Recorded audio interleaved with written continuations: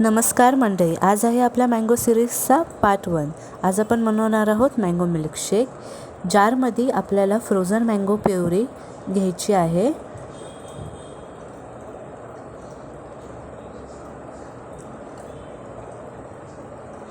त्यामध्ये 1 चमचा condense milk टाकायचा आहे।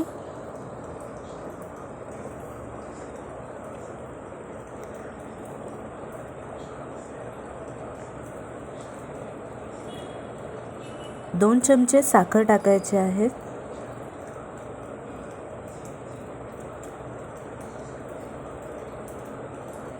आणि 1 कप दूध टाकायचं आहे। हे सगळं साहित्य आपल्याला मिक्सरला फिरवून घ्यायचे आहेत। ग्लासामध्ये पोर केल्यानंतर आपल्याला परत मँगो कट करून घ्यायचा आहे आणि त्यांना क्यूब्सच्या आकारे कट करायचा आहे।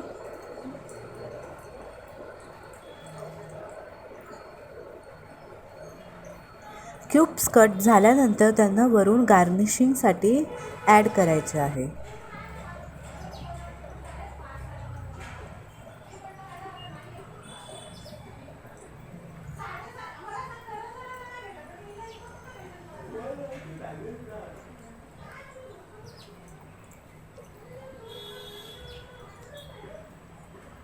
आणि रेडी आहे आपला मँगो मिल्कशेक।